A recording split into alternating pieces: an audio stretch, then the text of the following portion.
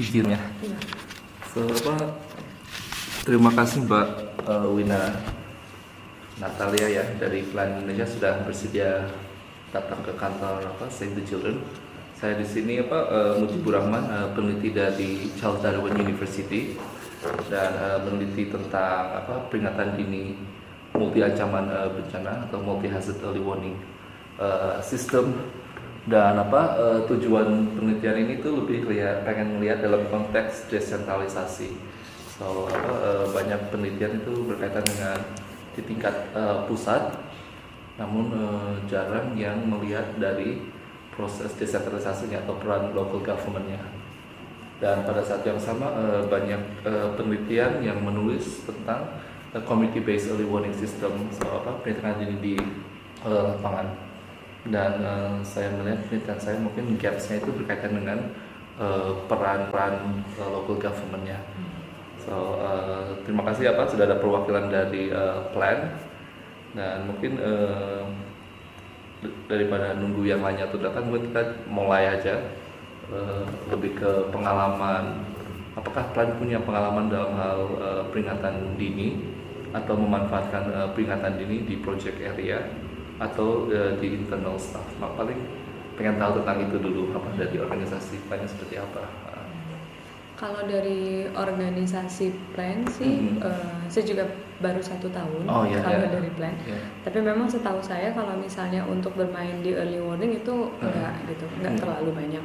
Tapi di proyeknya Urban Resilience yang di Jakarta itu ada salah satu pengembangan alat peringatan dini sederhana. Konteksnya memang untuk banjir, dan itu disupervisi oleh kawan-kawan BPPT bersama dengan warga setempat. Memang itu hanya digunakan di kelurahan yang kami dampingi. Jadi konteksnya waktu itu kan masih sangat tinggi banjir dibuatlah alat sederhana alat peringatannya. Jadi kita juga belum bisa bilang sistem peringatan tapi alat peringatan monitoring berdasarkan memang alat yang sederhana yang berdasarkan memang sistem yang Pascal, kayak misalnya kalau airnya naik ada bola dorong dan bunyi itu dibuat oleh masyarakat. Terus juga memang sempat ada pengembangan menyambungkan menyambungkan informasi yang ada di BPBD Jakarta, BPBD ke komunitas. Nah, kita ada ICT namanya, yang dibangun di Kelurahan Duri Utara. Di situ dikoneksikan dengan informasi kebencanaan yang ada di BPBD. Jadi langsung masuk ke Pusdaloknya. Tapi memang harus online. Jadi waktu itu masalahnya kalau misalnya internetnya jalan, informasinya masuk. Atau kita bisa nggak pakai internet, tapi memang yang masuk itu terbatas atau waktu pas nyala baru masuk gitu. Informasinya seperti itu. Berarti untuk kegiatan itu project by project ya. Nah, maintenance-nya segala macamnya di siapa? Apakah di BPPT-nya, di BPBD-nya atau di masyarakatnya itu? Kalau yang untuk alat peringatannya sebenarnya maintenance-nya di masyarakatnya sendiri. Jadi ada beberapa yang dipasang di titik-titik banjir. Jadi waktu Urban Resilience itu proyeknya untuk bencana banjir dan kebakaran. Jadi memang dipasang hanya di yang lokasi banjir. Dan di maintenance memang oleh masyarakatnya. Dan memang informasi dari BPPT juga kalau untuk konteks banjir, ketika alat peringatannya tenggelam, kan pasti juga biasanya ketika alat peringatan atau bencana terjadi rusak. Nah itu yang diusahakan gimana caranya memang ketika terendam air tidak rusak atau lumpur tidak rusak. Nah, waterproof prototipenya ada di masyarakatnya sendiri, terus di Mitra juga ada satu untuk dijadikan uji coba. Tapi memang pada umumnya pemeliharaannya memang diambil oleh masyarakat sekitar. Gitu. Itu lebih ke local community area-nya. Lalu pernah memanfaatkan nggak di plannya sendiri informasi-informasi peringatan dini dari resmi dari pemerintah itu apa saja?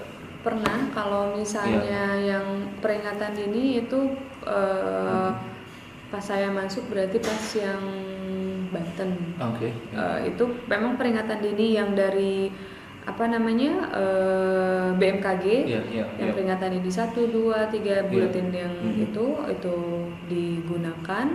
Terus juga informasi-informasi kayak misalnya kondisi air kayak gitu itu juga kan disebar oleh BPBD Jakarta. Oke. So sudah mulai ya lebih ke waktu yang Banten kan tsunami ya, tsunami warning sama ada sedikit gunung tapi nggak begitu. Ini kalau yang di Jakarta lebih ke early warning ya. So siaga 1 apa di Katulampa seperti apa. Berarti informasi itu yang diterima. Pernah nggak kepikiran atau membuka multi hazard early warning systemnya BNPB yang bencana hidrometeorologis gitu di plan atau sebelumnya? Kayaknya kalau yang multi hazardnya belum, lebih banyak memang buka yang kalau BNPB lebih banyak pasti bukanya Inaris. Kayak Inaris ya. Inarisnya itu yang sering dibuka. Terus kalau dari BMKG paling banyak PVMBG sama yang early warning untuk tinggi muka air. PVMBG yang apa? Vulkanologi. Oh iya. Magma Indonesia. Lebih ke arah situ memang.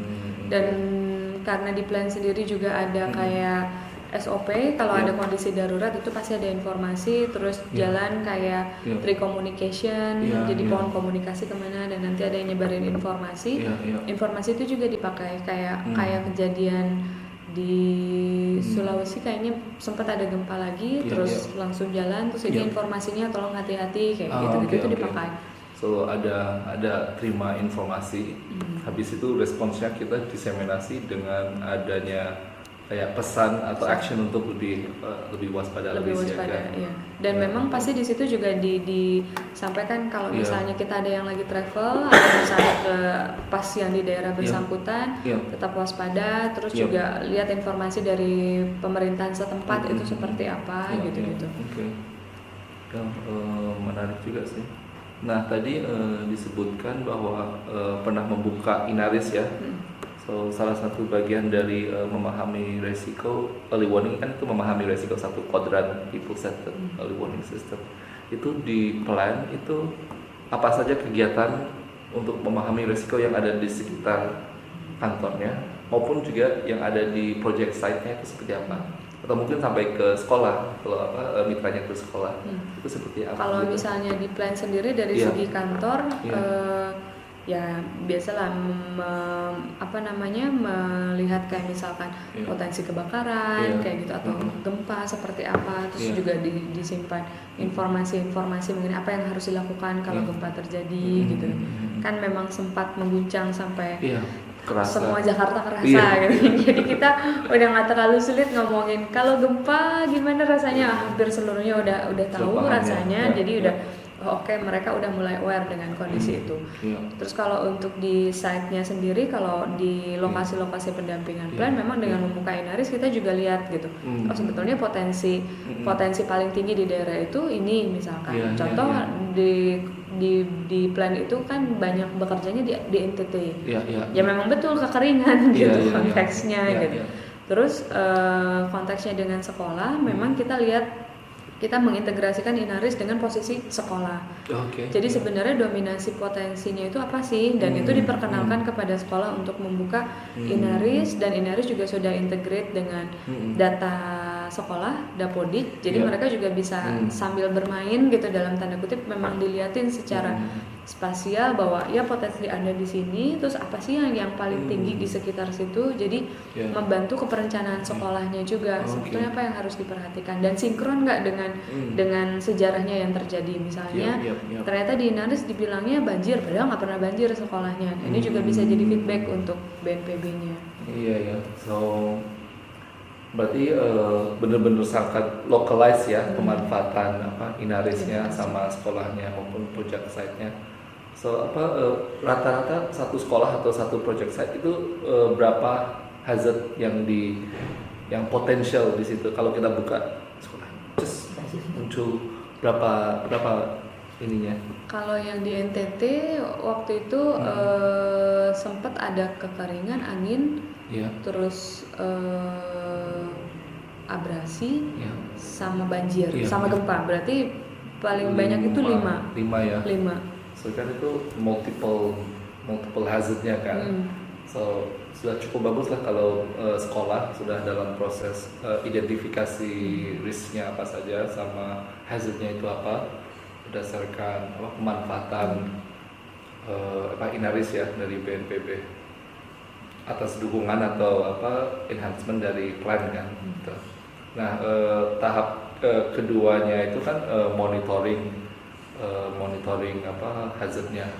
Apakah di plan atau di sekolah atau di mitra organisasi di lapangan di NTT atau di mana itu ada yang bertanggung jawab nggak untuk monitoring risk atau itu Kalau yang di Jakarta karena kebetulan saya pegangnya yang Jakarta itu untuk sekolah, memang nggak ada yang monitoring secara spesifik, tapi dalam programnya pasti ada materi untuk konteks sekolah, pasti ada pengenalan HVCA. Nah HVCA. Itu yang terus di maintain bahwa bener nggak potensinya masih ini gitu. Terus apa ada nambah lagi? Karena biasanya memang dibuat dari kalender musimnya, walaupun misalnya dia cuma pernah terdampak 1 kali, itu biasanya ditulis tetap gitu, tetap punya potensi itu, cuman rankingnya paling ranking keberapa.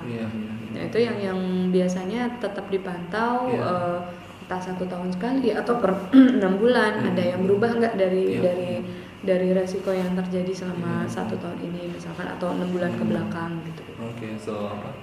So walaupun secara organisasi nggak ada Halo.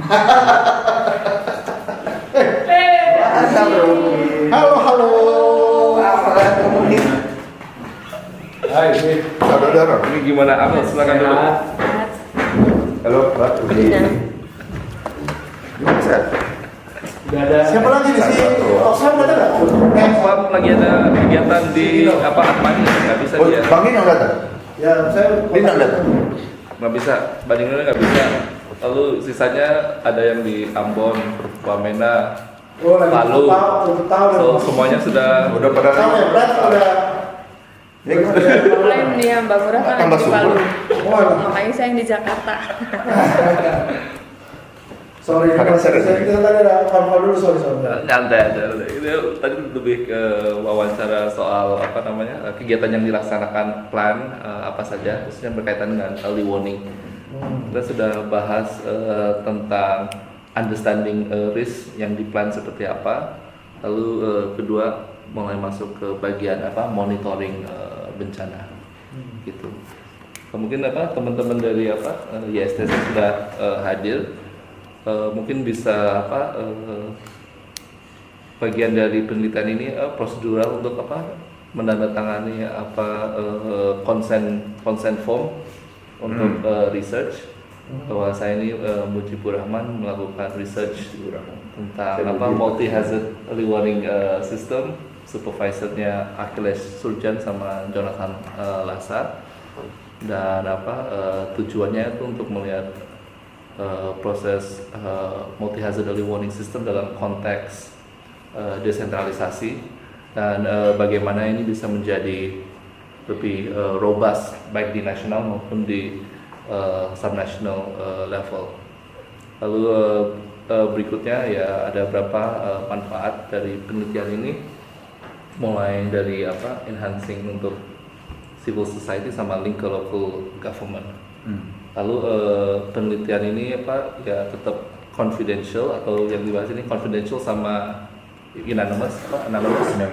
So bisa feel free untuk sharing atau tentang apa saja tentang early warning system, baik yang challenges atau yang positif selama di Indonesia, pengalaman di Indonesia.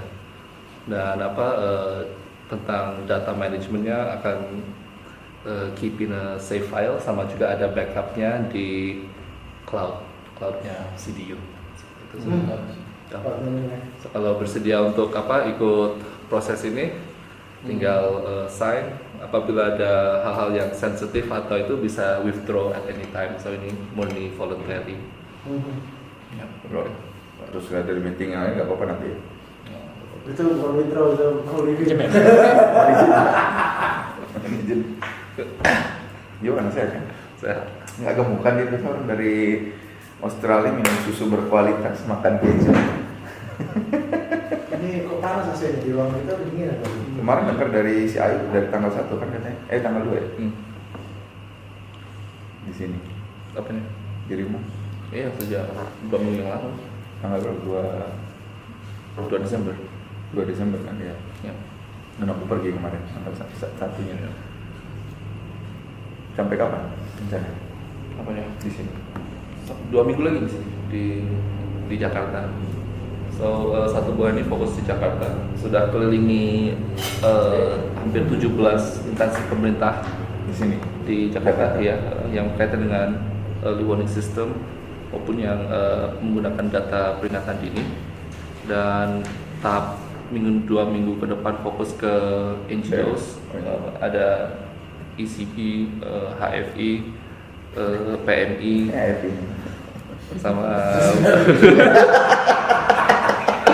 sama berikut ada observasi. Nanti aku letar dulu. Gue retar juga. Semua.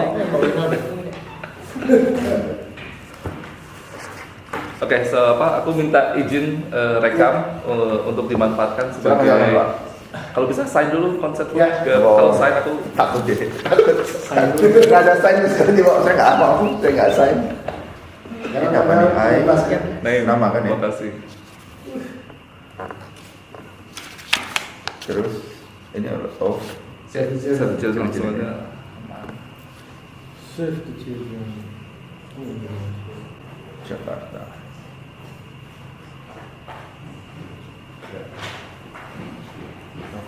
Thank you. Ini nanti mesti jadi diskusi kita ini.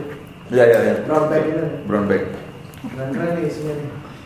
Aku pinjam dulu ya Buat gitu. Nanti ditaruh di perpustakaan kita di ruang di ruangan. ruang Google. Di Ada- kafe kita dong. Aku bisa sana ya? Duduk Bisa ya? dong. Udah muak aku di situ. Sorry pertemuan. Gak apa-apa. Ayo, jangan Kan gitu. pasti ada yang pergi kan. Nanti pasti di Bandung terus. Kenapa udah muak gitu? Bosan ya? Kan kita minta kenaikan nggak dikasih, kita di Bandung terus. Kan gue bisa bilang, ini pengalaman dari Islam. Ini punya Mas Mujib nih. Ya, silakan ambil. Semua yang ada di meja silakan ambil. Nah, aku makan buah ya. Apa? Ya. Kasih boleh. Oke, ya ambil aja. Salah tadi, nggak udah dibilang sih big snacks provided. Aku udah makan bakmi di blok dulu tadi. Iya. Oke ya, so kita informal aja ya. Ya. Informal Jadi, nyantai. nyalakan. Silahkan. Already sudah. So kita nyantai. Kita udah bahas tentang multi hazard early warning system. So ini bisa based on your experience selama bekerja di Indonesia, berkaitan dengan early warning system atau based on where we work, Ya. Save the Children plan. So yang pertama ini saya pengen tertarik tentang pertanyaan, apakah kita butuh multi hazard early warning system? Itu gimana? Do we need it or not? So bebas, open the floor. Pertanyaannya berarti bukan individual hazard ya? Bukan, multiple. Multi hazard. Multi hazard. Do we need it? Kalau aku bilang kita perlu, tetapi untuk apa? Ya. That's another question. Ya. Tujuan. Untuk apa tujuannya? Karena ketika kita bicara, saya perspektifnya community based, Yep. acap kali justru yang early warning kita kan sekarang alert di TV itu BMKG ya. Itu yang kita punya sekarang ya. Mau tidak mau aja gitu. Ya. Kalaupun ada multi hazard itu hanya menimbulkan quote unquote ketakutan yang tidak perlu atau kepanikan. Ya. Itu berbahaya sekali justru detrimental efeknya, bahasanya. Itu efek berkelanjutannya itu malah mengerikan karena orang yang di daerah situ tidak mengetahui, tetapi kemudian orang di tempat lain bisa jadi multi hazard itu kan berarti bukan hanya satu scope di satu area aja kan. Ya. Multi hazard itu berarti nationwide. Ini maksudnya apa dulu saya? Itu it can be both. So aku akan, kalau satu bulan ini aku pengen lihat nationwide-nya seperti apa konteksnya, and then untuk the next 3 months aku pengen lihat konteksnya di daerah seperti apa. Oke. Kalau nationwide, aku pikir itu menimbulkan efek panic effect di berbagai tempat lain ya, karena itu adalah hal yang rasanya tidak hanya di area situ, tapi kemudian bisa menimbulkan yang mungkin tidak perlu juga harus merasakan itu.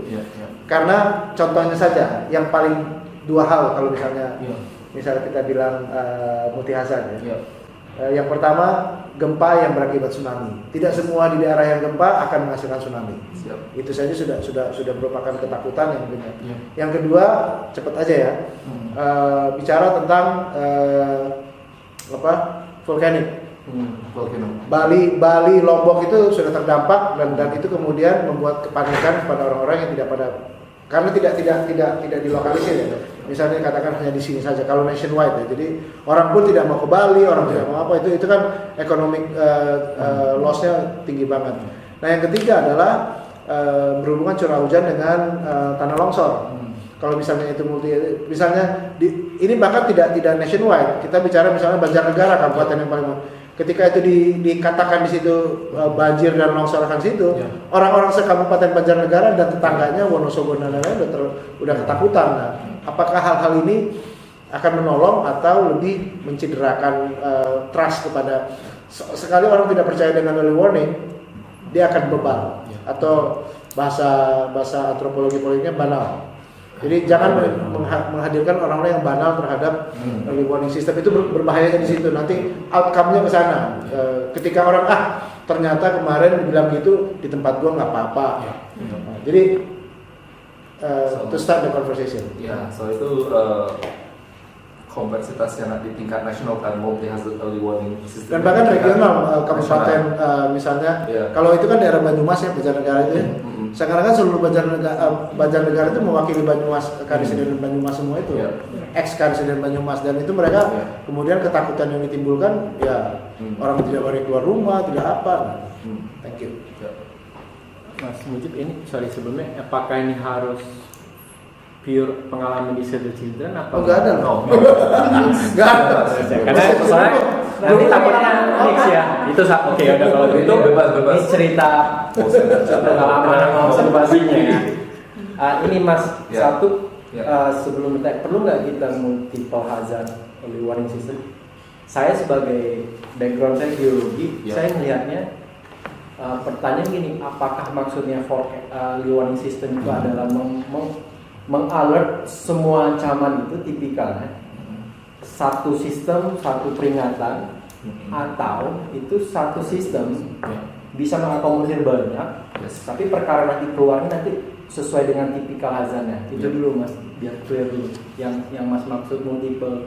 Nah, so itu kan masih dalam, kalau sih multiple hazard yang masih digodok oleh BNPB, multi hazard early warning system BNPB. Oh, yang versinya BNPB nih? Ya, versinya BNPB, dan itu kan belum ada legalitas hukumnya secara sah. So whatever our inputs, kalau kita akan mengkerucut ternyata dari teman-teman NGOs, ini yang harus dipikirkan oleh BNPB, itu. So jangan sampai input dari teman-teman di lapangan nggak kedenger, dan ternyata pengalaman yang lama fokus on the technology aja, tapi tidak 90% on technology, dan ternyata untuk masyarakat dan civil society-nya nggak pinter, itu aja sih.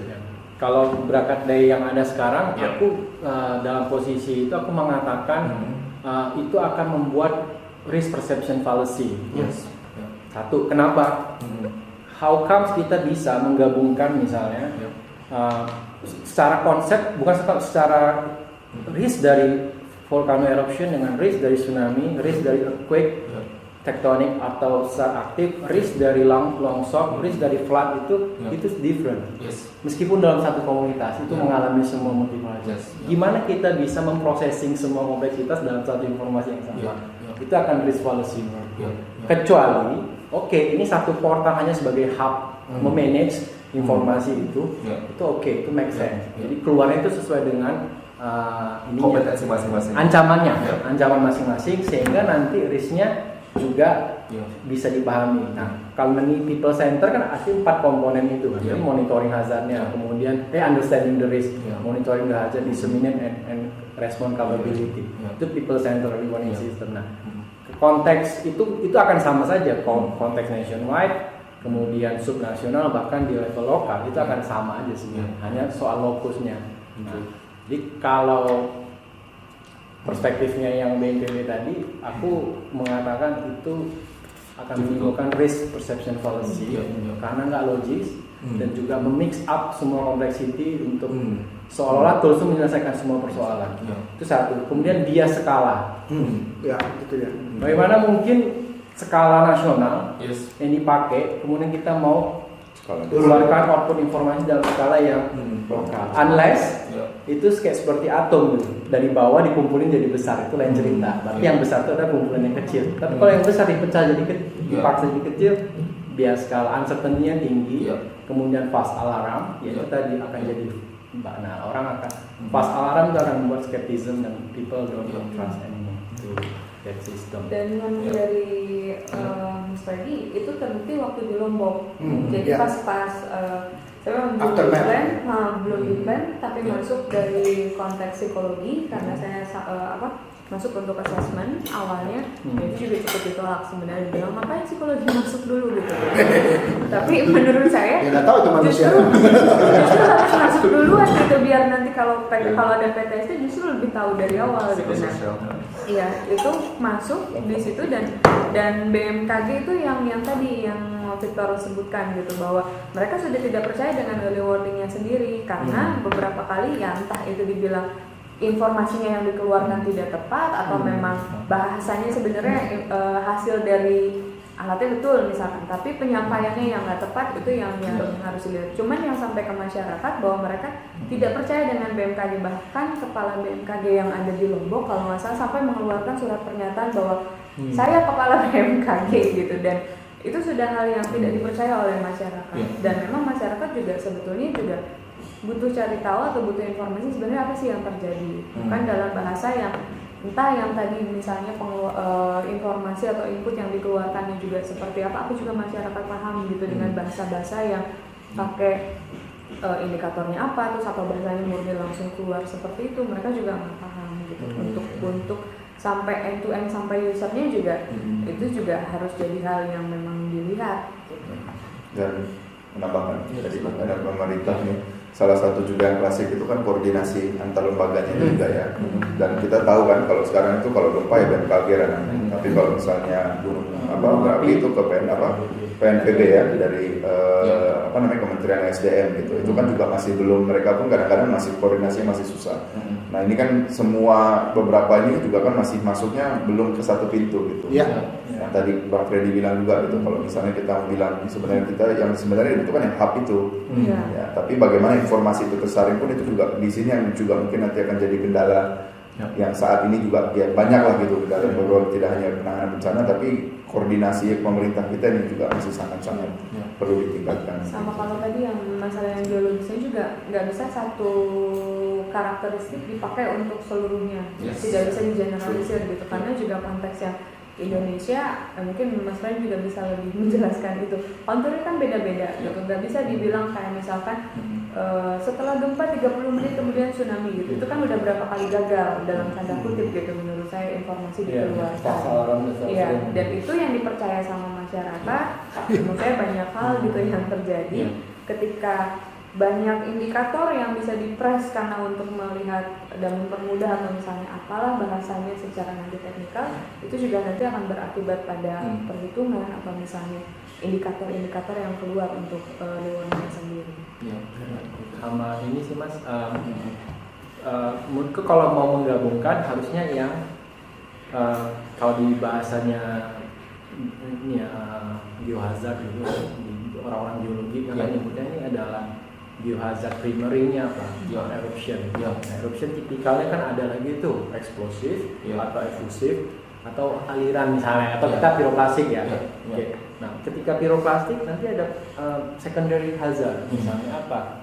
Lahar dingin, jatuhan abu vulkanik, ya kan? Kemudian juga lavanya itu sendiri. Setelah itu ada tertiary lagi, misalnya apa?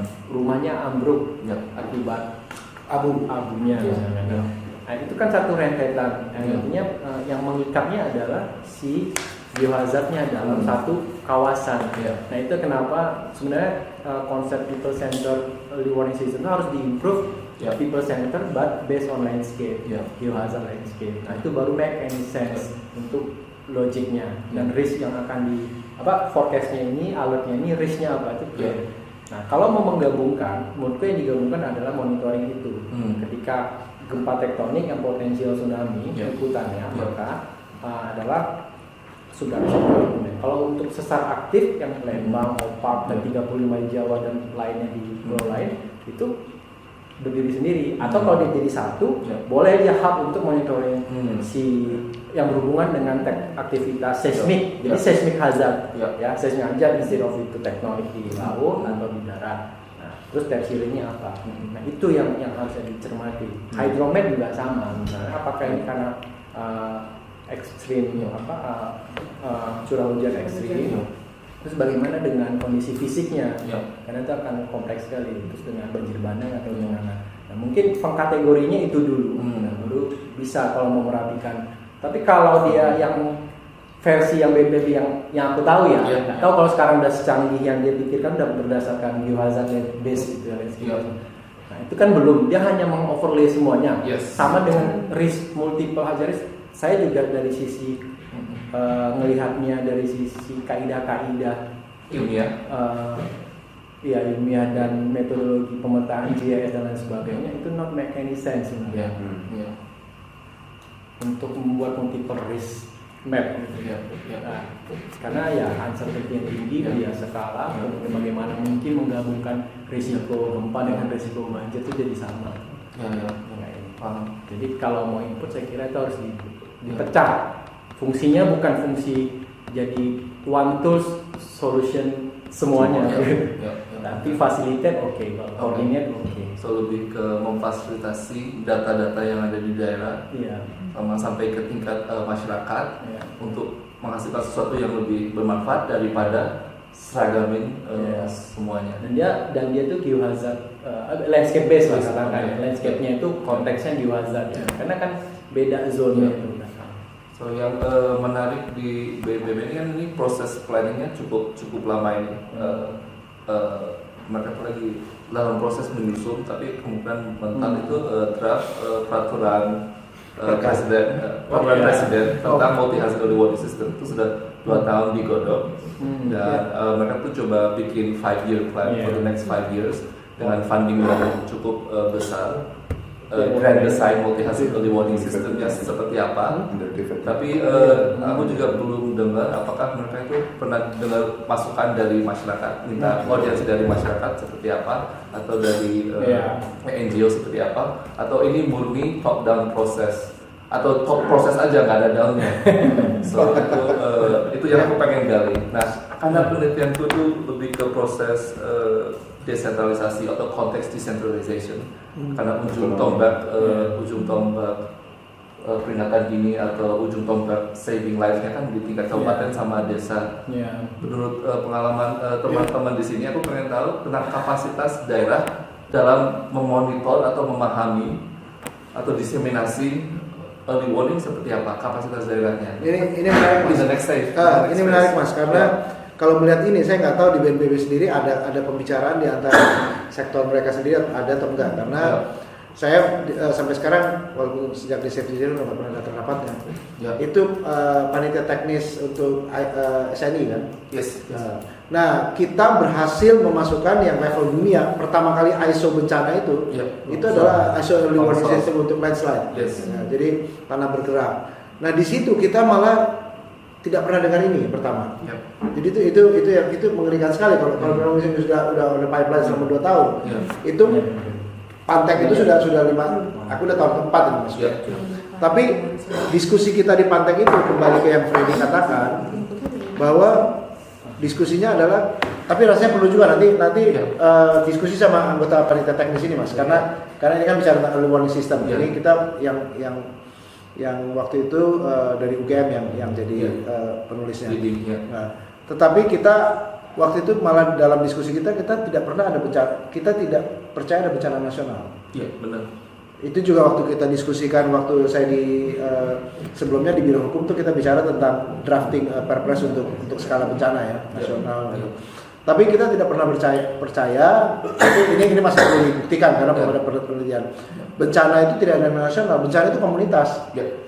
Karena ketika bencana itu komunitas, di situ komunitas yang satu mungkin gempanya magnitudenya sama besar, tapi komunitas yang satu tidak rusak. Tapi, oleh karena itu ketika bicara membacanya itu understand how we unify effective multi hazard, di mana unification-nya gitu, dan efektivitasnya masih di mana dan lalu apalagi kalau misalnya can function robustly at the national and subnational levels, itu mungkin untuk hanya dapat nama aja bisa BNPB gitu ya. Wah, ada early warning yang multi hazard. Tetapi ketika itu ke level, it doesn't mean anything. Yes, true. Nah, jadi makanya nggak tahu dari segi proses, aku masih mempertanyakan. Lalu kemudian dari segi konsep pemahaman tentang bencana pun, BNPB harus belajar lagi dulu. Karena kalau misalnya seperti ini nggak ada yang multi hazard disaster, pertama nggak ada. Lalu multi national disaster itu apa? Leveling national disaster itu jadi dua konsep itu yang harus kita bedah lagi. Mungkin BNPB tidak ada yang namanya multi hazard disaster. Tidak ada juga kalau misalnya kalau kita bicara primary hazard kemudian masuk ke secondary sama tertiary hazard ada. Tapi penyebab utamanya satu. Tapi kayak multi hazard nggak ada. Kemudian apakah kemudian ada national disaster yang kemudian nasional dulu baru turun ke bawah? Yang ada dari bawah dulu kita memandang kalau misalnya 2 provinsi kena itu baru kita bicara national disaster. Jadi secara konseptual saja saya masih mempertanyakan, mungkin perlu di dig deeper ya itu. Jadi pertanyaan scientific questionnya Mas Mujib ini harus dibenturkan juga dengan kondisi realnya BNPB, mengerti nggak barang ini gitu. Siap. So untuk unified mungkin kita lebih ke mengkerucutkan itu konsepnya menyatukan, mereka tuh selalu mudah menempelkan satu terpadu dikit-dikit ditempel terpadu apa gitu. So mungkin unifiednya kan seperti hasil diskusi kan lebih ke mungkin hub, information hub, di mana semua itu mungkin itu yang ditawarkan oleh NGO itu lebih make sense. Orang yang qualified dengan science backgroundnya masing-masing mengeluarkan objektif. Dan itu single portal ini itu ketahuan siapa ngeluarin apa di single window lah istilahnya. Mungkin membangun dashboard aja ya. Ini lebih pada membangun dashboard sebetulnya. Bukan. So unified mungkin mirip binaris lah. Iya. Mirip binaris. Kedua, efektif kan banyak debat itu apa efektif early warning system. Ada yang akan bilang bahwa itu time, bahwa it's time itu ada yang accurate, ada yang efficient segala macamnya. Tapi aku lagi pengen melihat efektif ini sesuai dengan tujuan early warning system itu apa? Yaitu saving lives sama protecting assets. Dan itu harus terukur. So setiap kali kita mengeluarkan early warning system itu saving lives juga. Kita jangan bilang bahwa aku kok 5 menit aku sudah keluaran early warning, it's successful. That's the early warning yang successful itu karena 5 menit gempa ada warning atau mengakhiri itu the process mungkin successful. But apabila efektifnya nggak sampai saving lives, it's still questionable. So yang belum ada sekarang ini tentang mengukur hal efektif dari segi tujuan utama early warning system itu saving lives, dan itu murni di people di desa yang ada di lapangan. Nah, konteksnya at the national level itu vague, khususnya di BNPB. Tapi apabila kita masuk ke tingkat daerah dengan adanya pusdalops, ada berapa pusdalops yang sudah berdiri sebelum ada BNPB maupun BPBD. Fungsinya mereka itu mungkin menjadi hub yang paling penting atau yang menjadi hub untuk menjembatani multiple hazard based on science atau kompleksitas hazard. Mungkin bencana multi mungkin nggak ada, tapi complexity of certain situation itu ada. Dan orang yang seharusnya paham itu selain masyarakat, seharusnya itu pemimpin daerah atau tidak. Nah sekarang aku pengen, aku pengen duty bearer-nya benar. Aku pengen tahu dari pengalaman di lapangan teman-teman, ini gimana ini posisi pusdalops dalam peringatan dini atau Kalau ke konteks kan pusdalops kan fungsinya memang sebagai pusat pengendali dan operasi ya. Artinya operasi kalau dia dalam kondisi emergency sebelum emergency kan mereka ready, mereka akan mengalarmkan. Kalau kemudian ketika sudah emergency mereka jadi untuk yang mempunyai data. Tapi instead in term of early warning system, satu mungkin secara fisik, secara infrastruktur itu bagus dibangun. Tapi Pusdalops itu kan untuk pengoperasian itu syarat dengan teknis, terutama berhubungan dengan IT, IT dan ICT, kemudian sekarang juga udah cloud ke situ. Sementara tupoksi yang bisa ngurusin itu ada di Diskominfo. Nah sekarang memang sudah berbenah, semua itu harus tersentralistis di Diskominfo. Itu udah mulai, tapi masih banyak yang nggak paham. Diskominfo sendiri juga ngurusin banyak hal, banyak hal.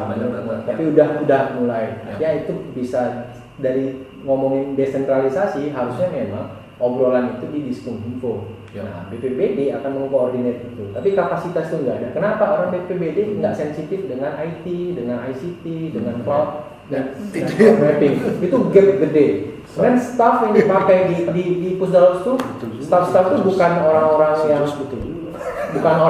yang mungkin secara semangat bagus, secara ini mereka harian kan, staffnya harian bukan PNS. Dan ketika harian, teman-teman itu bukan profesional yang tadi sensitif di hal ada ICT, IT dan cloud system yang IT lah. Nah itu sedikit sekali orangnya. Kalaupun ada, itu biasanya konsultan-konsultan yang memang entah itu relawan atau yang di-hire oleh daerah. Tapi budgetnya itu perkara lagi. Nah, sehingga itu nggak akan sustain orang-orangnya. Aku ada kenal beberapa orang-orangnya di Jawa Timur kan pakainya orang-orang kayak gitu, sehingga Pusdalopsnya Surabaya itu bagus karena ada si dia gitu. Karena dia bukan PNS tapi dia memang dedicated gitu. Nanti di hire gitu.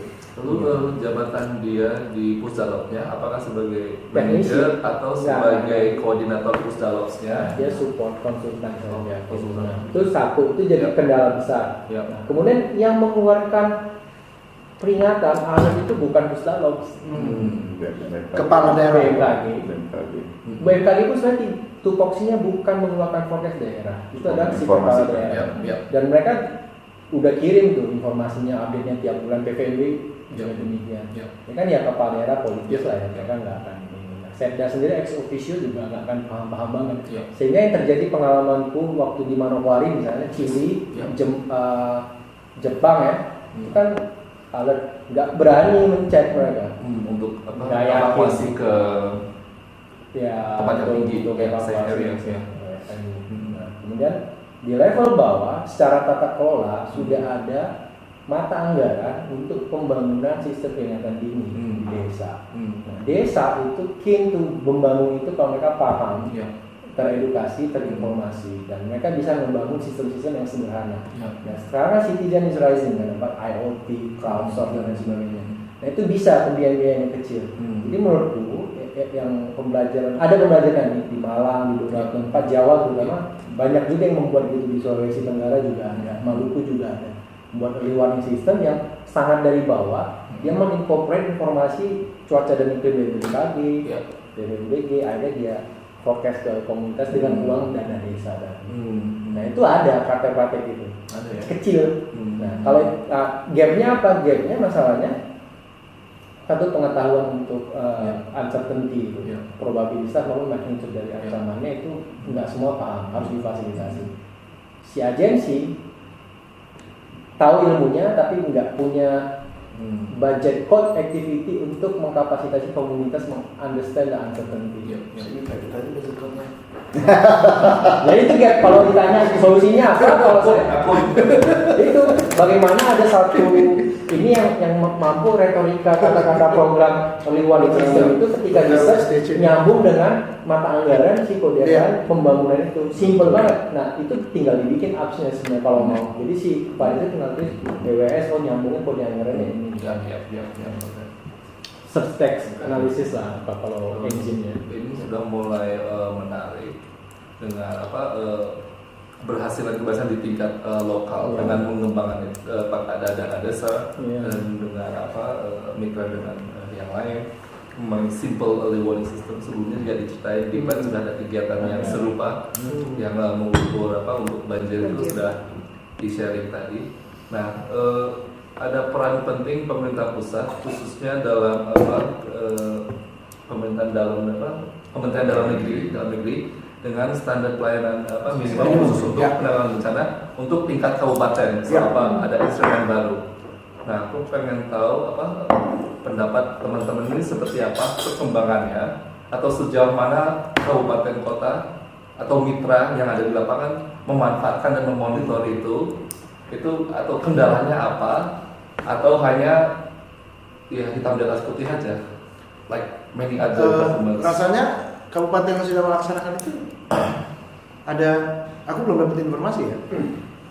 Masih pilot kayaknya atau Masih pilot atau ini cerita, tapi karena kemarin setahun ini kan saya itu waktu di Apik ya, karena main-main di isu itu. Iya, SPM kelola di climate risk.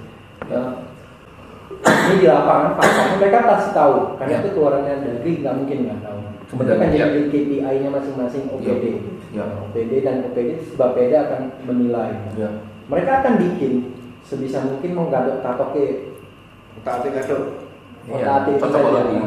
Persoalannya kenapa itu terjadi? Mereka tidak punya informasi lokus dalam level tapak. Dalam RPJMD, dalam RKPD, dalam APBD itu sudah harus ada lokus wilayah di mana. Yang terjadi perencanaan itu setiap tahun itu akan di situ-situ aja. Bahasa mereka seputaran kecamatan A.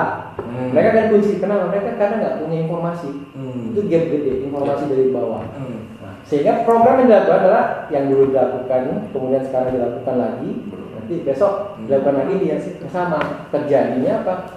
Di sini kalau mau nelayan dapat program wilayah pesisir itu atau bantaran sungai di desa A itu aja yang diintervensi, yang lain enggak. Nah itu, tapi mereka tahu SPM itu dan mereka akan tetap berusaha memasukkan, dan bupati akan minta si Bapeda dan OPD untuk tetap mengadres itu.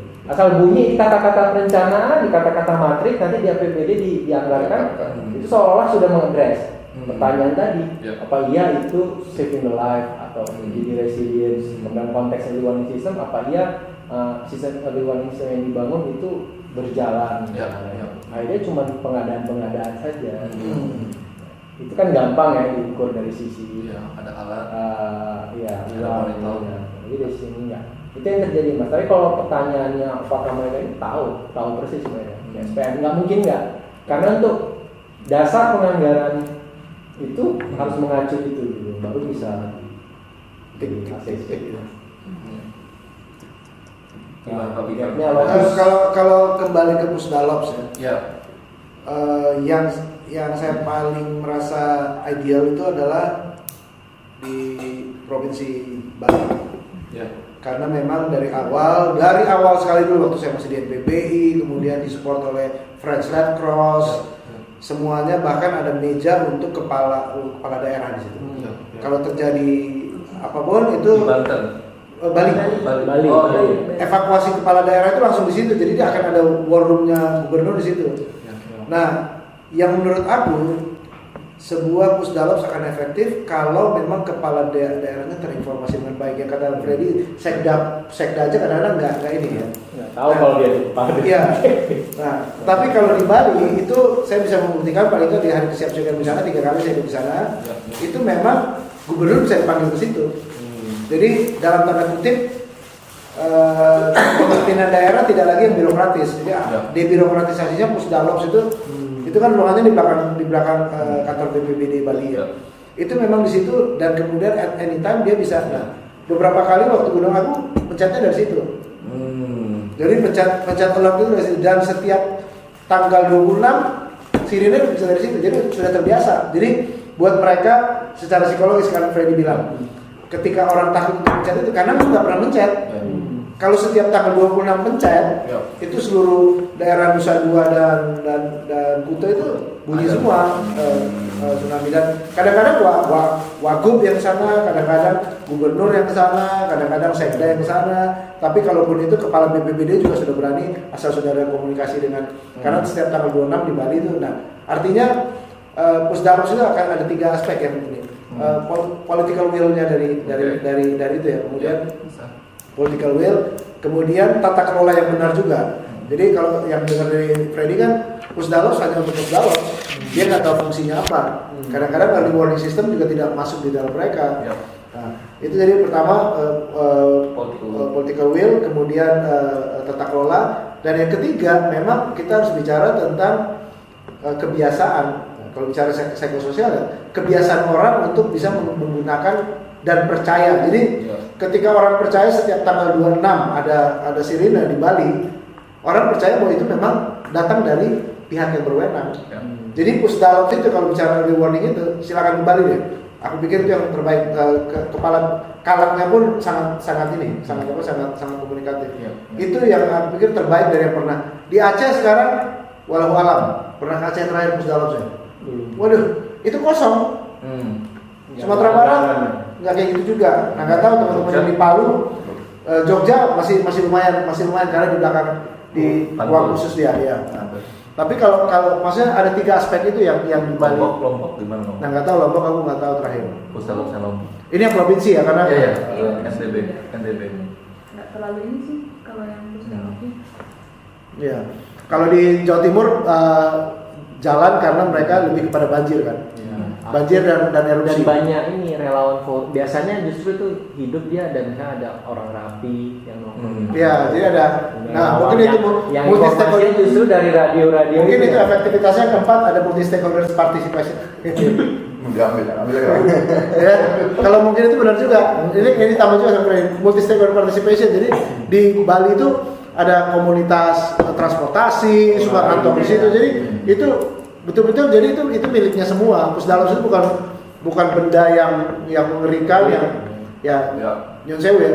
Pusdatinnya kita di sini ruang pusat pengendalian operasi itu sepi. Susah banget mau masuk situ aja, orang grogi mau masuk itu. Jadi harusnya kan itu semua orang bisa masuk ke situ sebagai war room-nya kayak. Nah sayangnya war room-nya si waktu jadi wali kota Kang Emil itu bagus banget di Bandung. Cuman tidak pernah ada bencana karena Bandung nggak ada punya BPBD. Kota Bandung.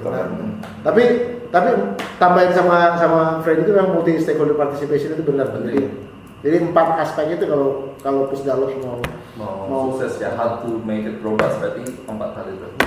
Nah ada satu hal yang menarik di Bali itu ada beberapa kota itu dengan peraturan daerah atau ketetapan dari gubernur atau wali kota tentang peringatan dini lokal. Ada yang dari Aceh tentang tsunami, di Bantul itu kayak untuk kesiapsiagaan dan early warning, tapi nggak spesifik untuk Bali khusus untuk tsunami.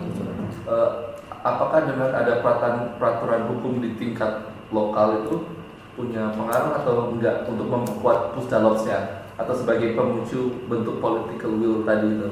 Ya itu basis political will ya. Aku pikir political will itu harus dilembagakan. Jadi di Bali juga mereka punya pergub kalau nggak salah itu pergub. Ya pergub. Belum perda. Ya pergub kan pokoknya sifatnya teknis implementasi tidak masuk karena tidak ada budgetnya tenang. Ya itu benar sekali bisa. Di tempat lain nggak ada kan? Zaman itu kan zaman dapat dukungan masih dari French Red Cross. Ya French sama Jerman juga kan. GITMS. Oh ya. Nah habis itu kan 2009 mereka mengeluarkan peraturan itu kan atau ketetapan itu 2009 direvisi lagi 2012. Karena sudah melewati hampir berapa tahun itu nggak ada update lagi.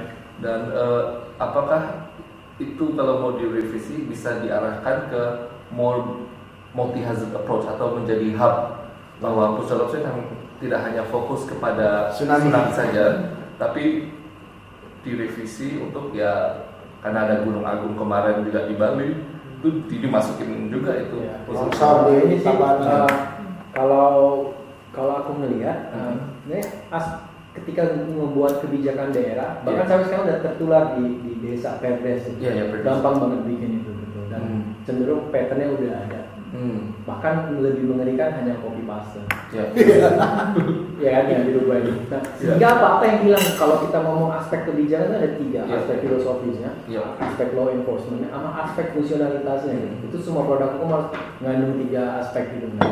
Perkaranya dari aspek filosofis berarti aspek konsep-konsepnya tadi apa itu early warning system segala macam Kemudian dari fungsinya tadi menyelamatkan jiwa nggak apa. Nah itu tidak dipahami oleh si pembuat kebijakan atau si nggak mendapatkan input dari bawah ya konstituen kalau ngomongin itu ya konstituennya ya bahkan dari expert. Jadi judgement itu adalah judgement si expert dan judgement si policy making without any consideration with the lay people. Nah marginalisasi sebenarnya masif gitu. Seolah punya itu udah KPI-nya bagus SPM. Iya betul pelembagaan, tapi itu boleh jadi inersia governance gitu, tata kelola yang ternyata berputar dan tidak menghasilkan efek yang baik dalam si komunitas. Itu yang lepas kan set gitu, bikin lagi. Terjadi kan? Terjadi pasti. Yang itu yang sustainable. Yang sustain dari Kalau bahasa kalau udah masuk udah saintifik dia tiba-tiba keluar bahasa-bahasa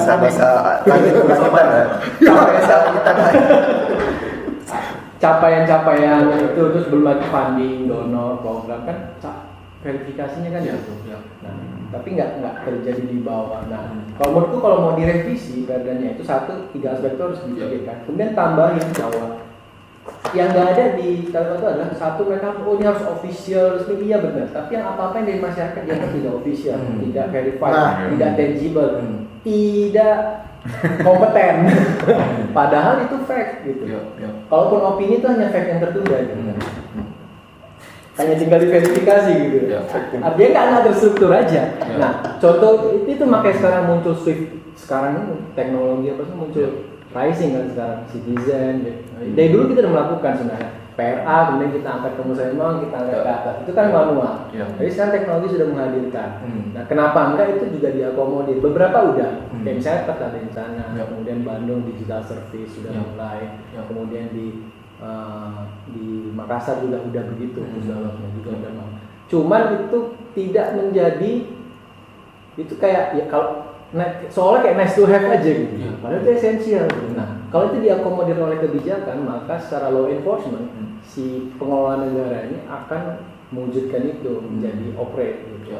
Nah, kemudian di level bawah juga akan jadi ketika ada perdanya, maka di bawah dengan sangat berani akan menganggarkan alokasi pembangunan desanya untuk konteks early warning system maupun forecast ala people center. Nah itu nggak ada.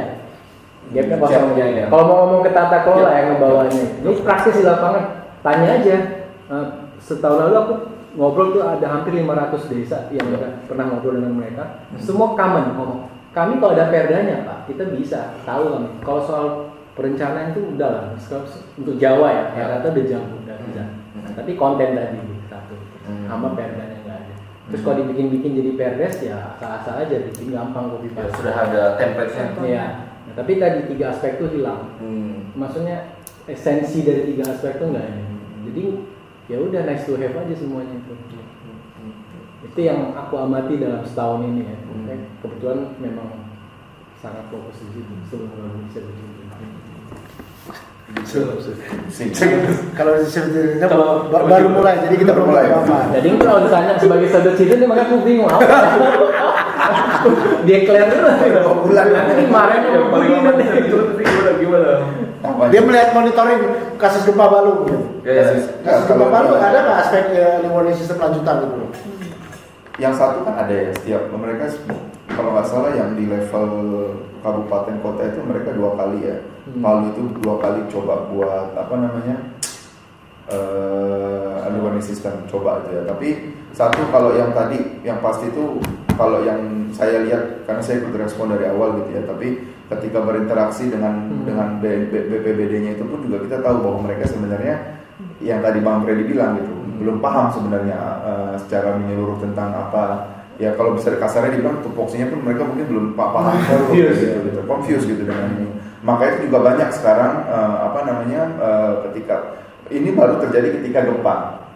Ya, baru terjadi ketika gempa mereka mulai aware gitu. Oke, sebenarnya apa sih ini? Dan itu kan juga karena banyak advokasi yang dilakukan oleh teman-teman NGO seperti kayak juga Save the Children gitu kan.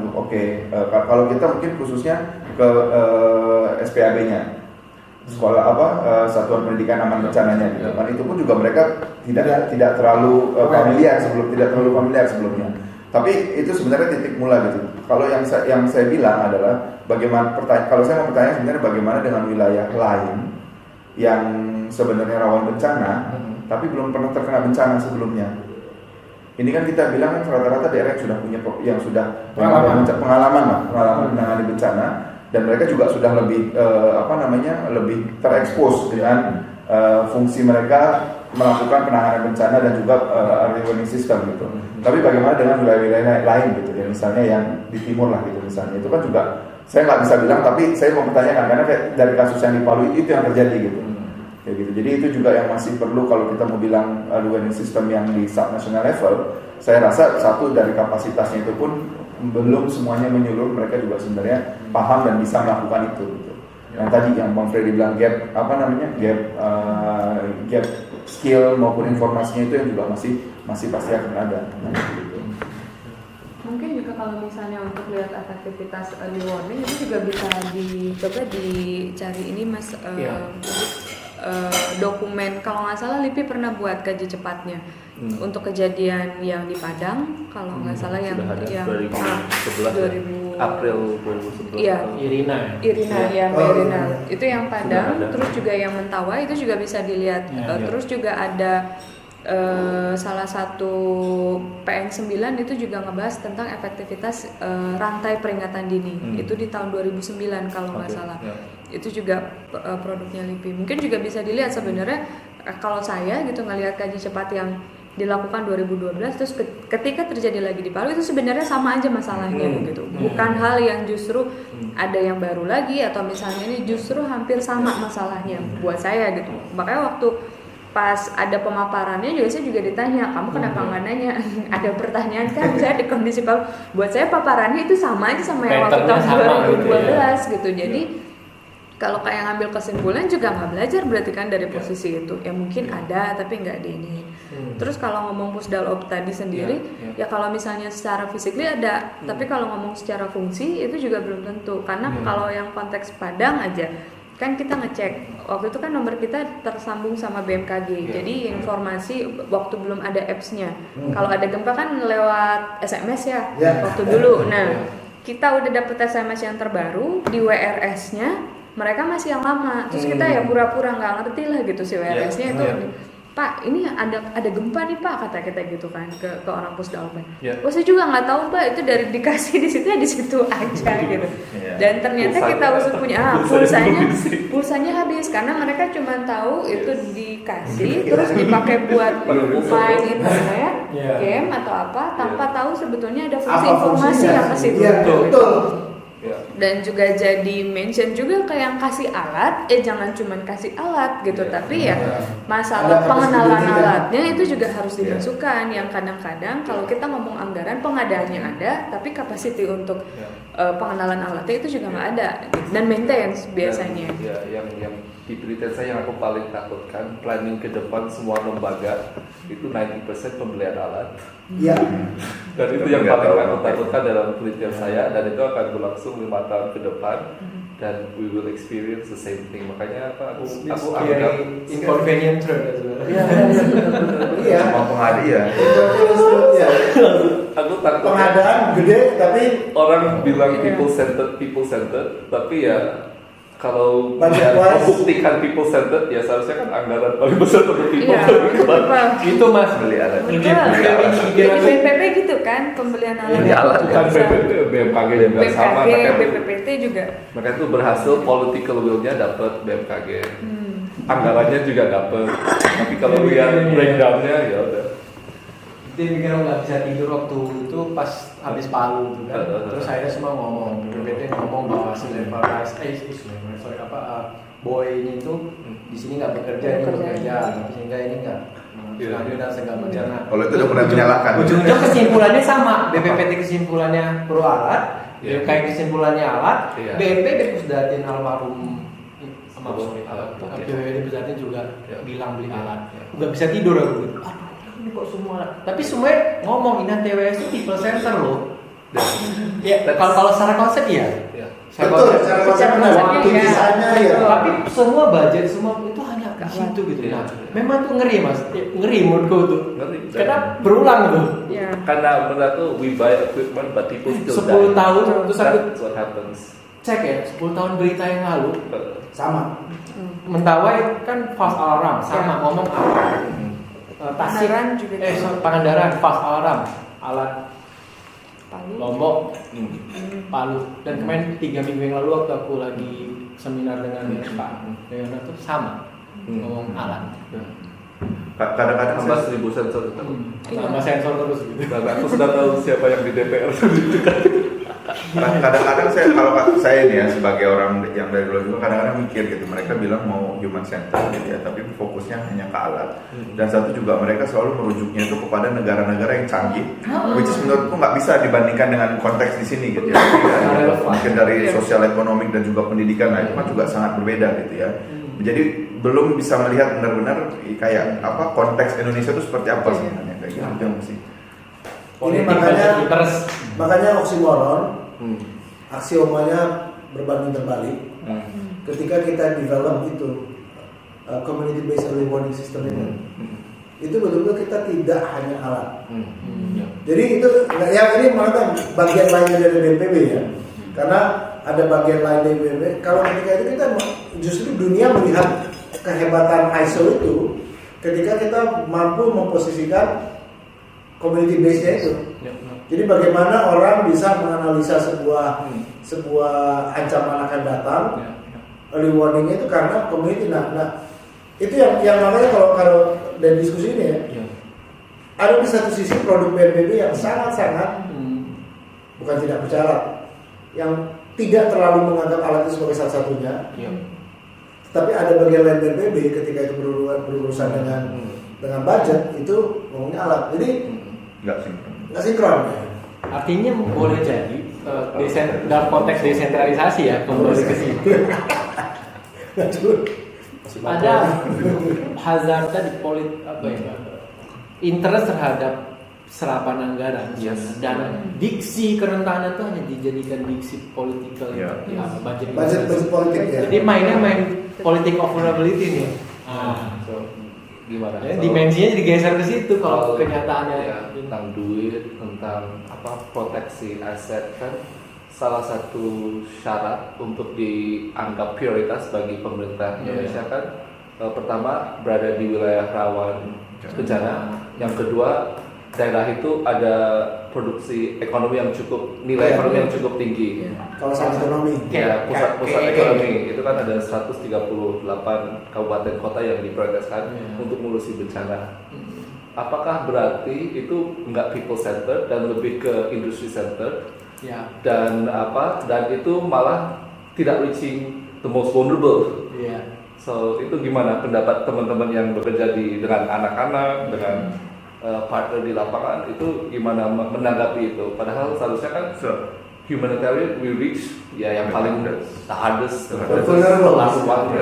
Sebenarnya satu kalau dia bilang pusat ekonomi sebenarnya nggak bisa dibilang juga karena di situ sudah pasti padat penduduk gitu kan. Sebenarnya dia juga menyasar orang-orang yang rawan bencana gitu kan. Cuma memang yang tadi itu kalau kita apalagi kalau dari organisasi kan memang ketika kita respon hardest to reach itu yang jadi hardest to reach itu yang jadi harusnya prioritas gitu kan karena ya sulit gitu karena cuman itu yang mungkin perlu diperhatikan gitu kenapa dan itu yang keseringannya gitu karena kayak contoh yang di mana yang di Sulawesi gitu ya waktu itu juga di beberapa area yang hardest to reach itu sampai 2 minggu itu belum bisa diakses gitu belum ada karena pemerintah pun nggak tahu gitu di sana itu ada beberapa lokasi desa yang benar-benar pemerintah pun nggak tahu gitu bahwa mereka di sana sudah kesulitan apa segala macam gitu kalau nggak ada misalnya beberapa organisasi yang mencoba bergerak sana ya nggak akan tahu gitu. Jadi mungkin saya tidak bilang itu jadi bermasalah karena itu pasti considered tadi itu tapi mungkin hardest to reach itu juga yang perlu jadi prioritas atau juga jadi diidentifikasi sebagai daerah yang perlu jadi perhatian gitu. Seperti itu sih. Dari konteks kayak itu kawasan ekonomi eksklusif itu persoalannya penetapan zonasi itu parameter yang digunakan adalah parameter pembangunan yang tidak berperspektif risiko gitu. Jadi dia hanya manfaat sehingga dikatakan kawasan ekonomi ekstraktif apa? Adanya tambang, adanya PLTU, adanya begitu-begituan lah ya, ekstraktif semuanya, ya sifatnya. Tapi infrastruktur kalau ya dan lain sebagainya. Sehingga ketika ngomongin keris bisa sebalik ditanyakan ketika kalau mau ngomongin kawasan ekonomi eksklusif itu kan dilihat apakah risk profiling sudah dilakukan sehingga annual expected loss-nya sudah ada atau accident probability loss-nya sudah dihitung. Nah, itu kan harus jadi dasar penentuan sehingga investasi sekian M tidak akan atau akan rusak jika terjadi ekstrim atau shock atau bencana. Nah, itu kan nggak dilakukan. Nah, pertanyaan bagaimana menentukan kawasan itu ekonomi sementara hal yang benar-benar tidak dilakukan dalam konteks desentralisasi ya, perencanaan. Nah, cek aja kajian risiko yang dilakukan itu belum menyediakan informasi risk profilingnya yang sampai menghitung cost benefit analysis sehingga biaya yang dikeluarkan untuk program pembangunan akan berkontribusi terhadap pengelolaan risiko dalam sektor apa manusia, lingkungan dan lain sebagainya. Nah, jadi itu nggak ada sehingga tercermin bahwa perspektif pembangunnya itu tidak sensitif terhadap pengelolaan risiko meskipun instrumen-instrumen DRR ada di situ, ada perda, ada. Tanya aja berapa sih annual expected loss-nya kalau terjadi banjir di situ? Nggak pernah ada informasi itu.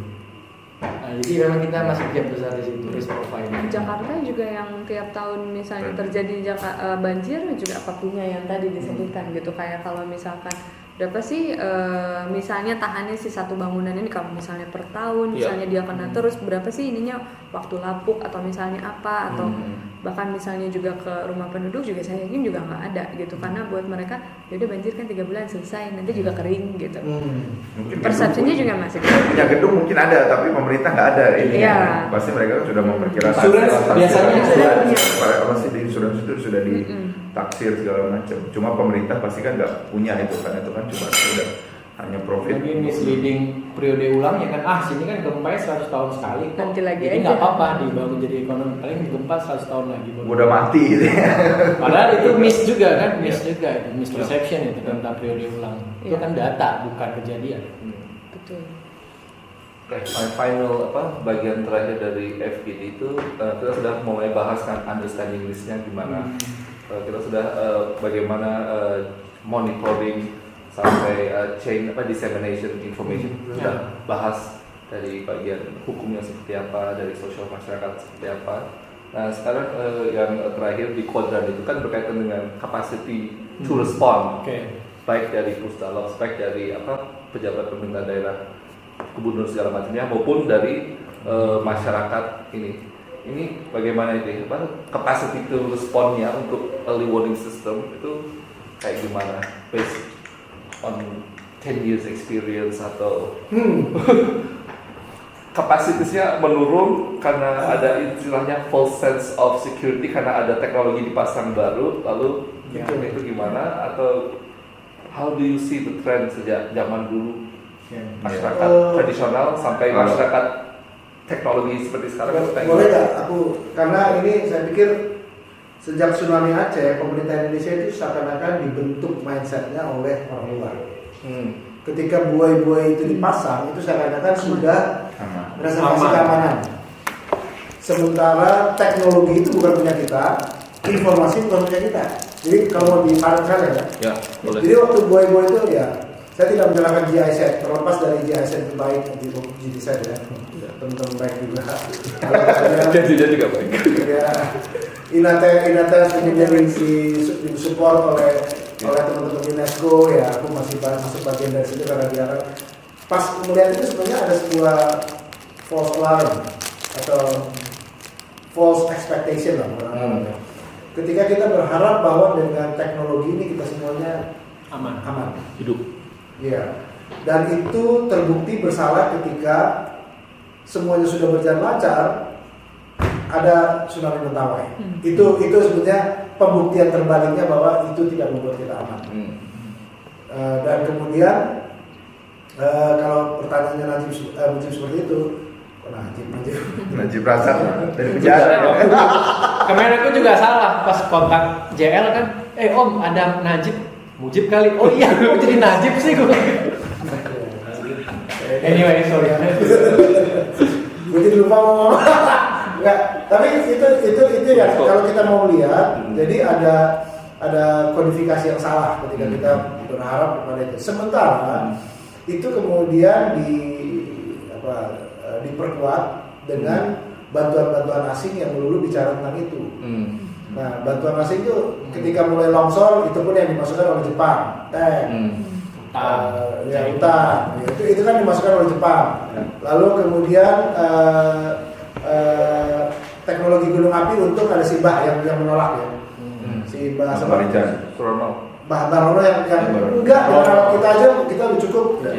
Itu ya Singapura. Jadi artinya memang ketika pertanyaan Mujib seperti ini pertanyaan yang tidak sederhana.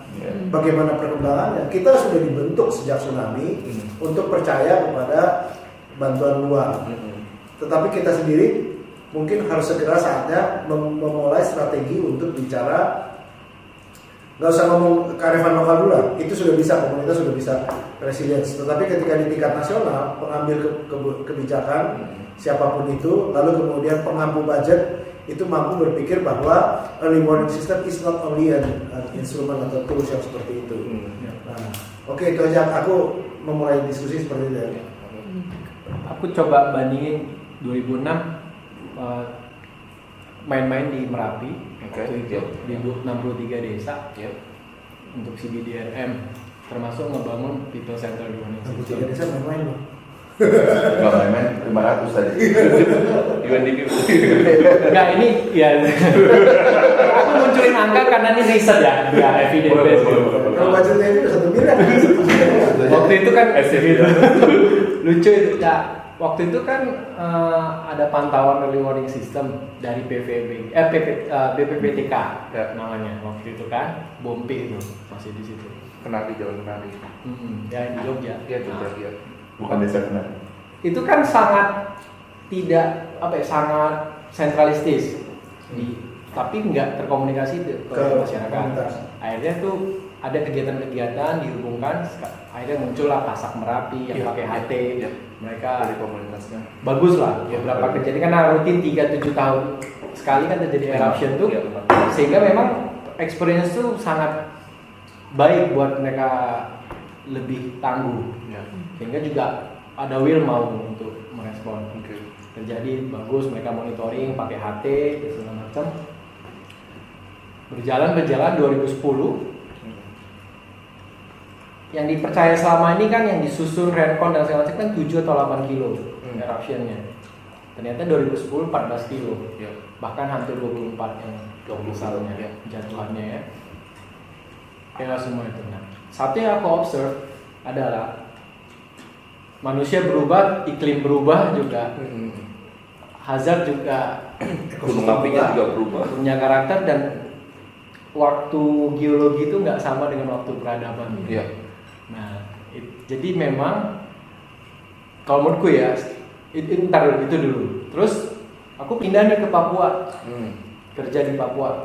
Itu ada 24 komunitas, 24 desa pesisir yang nggak bisa, ya kebayang ya, Manokwari waktu itu 2010 sampai 2014. Kita ngebangun sama HT apa segala macam, walaupun ada pohon sinyal juga. Ketika itu kapasitas lokal yang dibangun, mereka bisa untuk merespon. Terbukti waktu Chili sama Jepang nggak ada sistem peringatan dini di sana, tapi hanya modal HT, modal ini kita relay, mereka semua evakuasi. Naik 2 meter tergantung pantainya, ada yang 50 cm, nggak ada korban di daerah yang itu, dan itu jadi pembelajaran kita. Tapi itu bukan karena kita, sebenarnya mereka juga udah punya, cuma bedanya dulu nggak terkoordinir aja. Itu ada terjadi, tapi sekali lagi itu karena ancaman yang jauh. Gimana kalau tuh kayak Palu longsoran, bergerak dan lain sebagainya, ya kayak gitu-gitunya. Boleh jadi itu beyond peradaban, beyond knowledge transfer dari generasi paling tua sampai ke yang paling kecil. Nah, terus aku ngumpulin lah.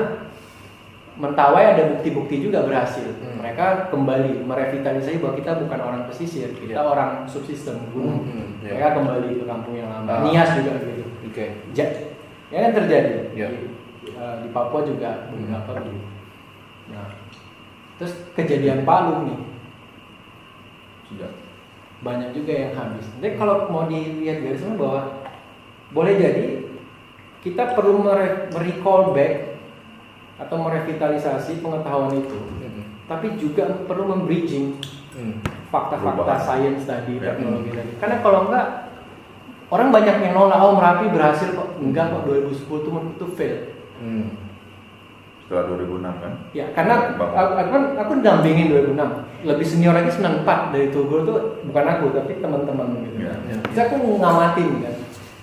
Nah, pas 2010 meletus, Penggiat merasa nggak gagal kok, itu kan gunungnya memang melebihi lah. Ya. Padahal ada fakta sains 32 kilo, aku nemukan arang kayu piroklastik di dating masih dalam masa peradaban dan itu ada informasi itu di BPTK. Gimana risk communication-nya? Saya tidak ada. Itu kan tak perlu, nggak bisa. Jadi kalau ditanya perubahan kapasitasnya, boleh jadi kalau dalam kondisi tertentu memang dia bisa aja siap asal ada diintervensi. Tapi ketika karakter ancamannya berubah enggak boleh. Jadi harus menyesuaikan sih Mas. Poinnya adalah bahwa ada gap antara praktis dan monitoring hazard itu. Nah, konsep people center sih aku setuju. Persoalannya kan siapa bridgernya antara tadi kemampuan merespon dengan monitoring ini dan diseminasi. Hub-hubnya seperti apa? Itu sih yang aku lihat, aku amati yang membandingkan dari komunitas Merapi, kemudian Manokwari, Ambon juga sama. Ya, kalau misalnya bilang capacity buat ngeresponnya juga ya memang harus dilihat yang mau respon apakah mereka akan apa yang harus mereka lakukan, misalkan saat terjadi gempa pada isunya saja, atau memang pada yang tadi sampai yang ke planningnya atau misalnya apa atau kayak gimana. Tapi kalau misalnya untuk ngomong respon, yang saya ingat waktu di Banten itu sebelum ada kejadian tsunami, itu di Banten itu memang selalu dinyalakan ininya, dibunyikan si early warning-nya tiap tanggal 26. Tapi si jangkauannya di yang berbeda. Dan itu jadi kayak masalah lain, kayak anginnya entah kemana gitu, kayak apa Itu di industri ya, kawasan industri. jadi dikecilin ininya sitonnya, dikecilin sitonnya. Tapi yang dengar kan kita tanya waktu pas lagi kegiatan di satu sekolah itu terdengar. Kita tahu tiap tanggal 26 itu dibunyikan setiap bulan. Jadi bukan setahun sekali, tapi tiap tanggal 26 setiap bulan. Dan pagi-pagi kita tanya, itu bunyi apa ya? Oh, itu bunyi sirine. Mereka pada dasarnya tahu gitu untuk konteks itu. Nah, pas kejadian memang ada tsunami, justru mereka juga salah satu responnya menunggu itu karena itu nggak bunyi kata mereka. Dan itu terjadi di Banten, terus waktu di Padang juga, waktu Mentawai kan memang jelas nggak ada gitu. Nggak ada apa-apa. Dan saya nggak tahu kalau di Palu tuh itu ada early warningnya nggak Bang? Nggak ada. Langsung naik kan? Dan informasi yang saya dapat dari video dari teman-teman dari Palu, terus juga saya konfirmasi karena nggak ada informasi bahwa tsunami naik kan. Nah, mereka juga sama, ketika ada gempa mereka nunggu ada informasi, ternyata nggak ada dari BMKG bahwa tidak ada informasi tsunami, tapi air naik gitu. Itu juga ada yang muncul, gimana sih BMKG yang informasinya salah lagi ke situ gitu. Jadi ketika bilang kapasitasnya juga memang yang mana yang apa informasi yang mereka dapat dan mereka melakukan, atau misalkan memang sebenarnya mereka mampu dalam kondisi apapun bisa melakukan reaksi yang tepat dan respon yang tepat untuk menyelamatkan hidup mereka. Kalau yang di Lombok ada salah satu pembelajaran dari kan Lombok itu Lombok timur dulu ya, utara dulu baru timur, apa kebalik ya, timur dulu baru utara, yang gempa utara dulu kan. Nah, yang teman-teman dari timur itu bantu di utara. Nah, dia tahu yang timur pas dia pulang Tapi pembelajaran yang dia dapat waktu bantu teman-teman di utara itu, dia lihat konstruksi si rumahnya itu, kusennya itu nggak hancur, si yang di pintu. Padahal kan secara kalau kita sosialisasi kita sudah tidak menyarankan di bawah berlindung di bawah ini atau kayak segitiga kehidupan karena kita nggak tahu infrastrukturnya gitu. Nah, dia melihat waktu di utara itu rata-rata kusennya itu banyak yang masih tahan gitu. Nah, pas kejadian di timur, cuman keluarga dia yang selamat dari, sebenarnya semuanya juga selamat tapi ada yang patah karena tiba-tiba lari terus ketimpa si bangunan-bangunan. Keluarga dia yang selamat karena dia megang istrinya dan anaknya tetap bertahan di bawah itu.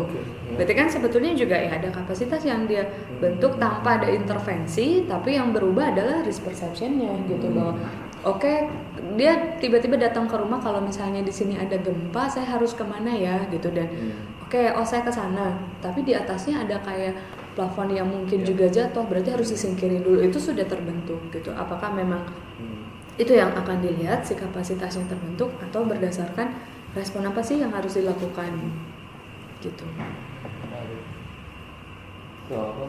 Penelitian itu kan juga mempelajari dari semua sisi kan, sudah mendengar hampir 2 minggu sudah melahkan mendengarkan dari pemerintah kebijakan. Mereka sangat pintar kan ngomongin apa kebijakan dulu, pasal apa itu harus ada first response itu kan seperti itu dulu kan, tentang kebijakan ini fungsi kita gini. Habis itu mereka kan selalu bilang bahwa network atau jejaring sama mereka sudah bagus walaupun ada overlap, itu standar jawaban ini mereka. Nah, aku melihat kita bahas tadi kan sebagai early warning, sebagai rantai ya. Semua orang bilang bahwa early warning itu sebagai rantai dan rantainya tiba-tiba terputus karena itu semua kejadian berulang kembali. Respon kita atau feedback yang lesson learned yang mereka dapatkan ternyata teknologi lagi kan. Padahal feedback mungkin yang sebenarnya itu bukan itu.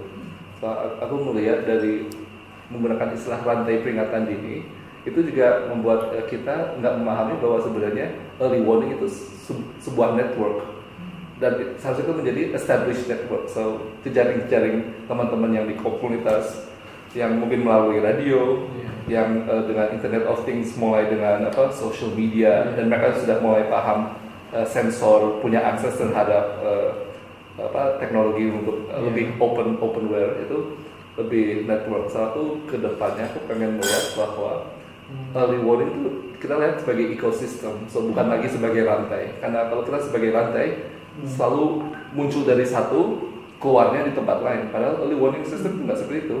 Teman kita yang ada di daerah bencana itu sensor utama. Itu that's what they don't understand. Bahwa kemungkinan besar mungkin informasi itu muncul dari masyarakat di desa dengan melihat ada cracks di lereng yang PBMBG mungkin nggak melihat, mungkin di daerah pink juga ada, walaupun di daerah pink di mapnya mereka, dan pada saat mereka juga bisa melihat anginnya segala macamnya gini, dan mungkin di atas ada pohon tumbang, so that could be the first jadi sensor. Dan kalau anak muda pintar langsung jepret pakai open camera kirim ke BBD kan, that's the first sign of an early warning. So people said satu jejaring. So aku akan promote. Kita mau buat. Dia buat. Itu crowd mapping. Oke, so apa ya untuk menutup ini. So what are you going to do ke depan berkaitan dengan early warning atau understanding risk itu seperti apa dari Google DLR team project, sama dari plan ke depannya itu apa saja yang akan dilakukan for the next year atau the next 5 years ke depan. And then kita closing. Saya gitu ya. Yang Kalau memang kita bicaranya adalah sebetulnya crowdsourcing. Early warning itu misalnya kita bicara alert ya. Kita bicara alert, itu alert mungkin bisa saja dikeluarkan oleh BMKG at least 3-4 menit sesudah kejadian, karena berdasarkan GIS dan kemudian segala sesuatunya USGS dan semua. Tetapi yang perlu dipastikan adalah ketika sesuatu terjadi, apakah gempa, apakah longsor, apakah banjir, ya, semua hazard, Kalau itu terjadi, apakah ada konfirmasi dari komunitas? Nah, konfirmasi dari komunitas itulah yang akuntabel yang kita harapkan bisa terjadi di Indonesia, karena ini membantu kerja-kerja pemerintah. Ya, benar. Pemerintah tidak mungkin bekerja sendiri dalam hal ini, dan oleh karena itu kerja-kerja komunitas itu sekarang dalam, saya pinjam bahasanya Freddy ya, demokratisasi informasi. Ya. Itu crowdsourcing itu sudah menjadi satu acuan yang penting untuk kita bicara next step of early warning system. Early warning system bisa terjadi, tetapi next stepnya adalah ketika mau respon itu adalah crowdsourcing.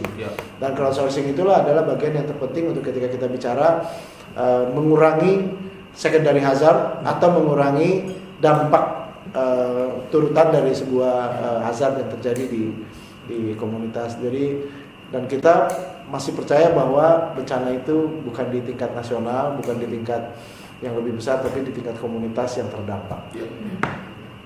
Itu aja. Freddy, ada tambahan dari Freddy? Sebenarnya udah itu sih memang yang mau kita lakukan itu pilihannya kenapa crowdsource ya tadi. Kalau ke bahasa riset kan itu dalam epistemologinya citizen science ya. Citizen science. Jadi karena aku melihat ada 4 komponen di situ, yaitu crowdsource tadi, kemudian sensor, IoT tadi, dan participatory process dan naratif. Yang kita sebenarnya di proyek ini akan menggabungkan keempat itu. Saya bisa share linknya, mungkin Om Mutri juga udah tahu yang dia tulisan ada linknya. Itu lengkap banyak proyek-proyek tentang itu. Tapi kita mau incorporate 4 pendekatan itu di proyek Google, sehingga dengan melakukan proses-proses pemetaan risiko untuk di understanding risk-nya melalui crowd mapping, ini portalnya udah siap sebenarnya. Ini udah siap tapi belum ada isinya karena nanti minggu depan baru mau di jalan. Nah, tapi ini contoh-contoh yang apa namanya kurang lebih gini nanti. Tapi dia sangat lokal.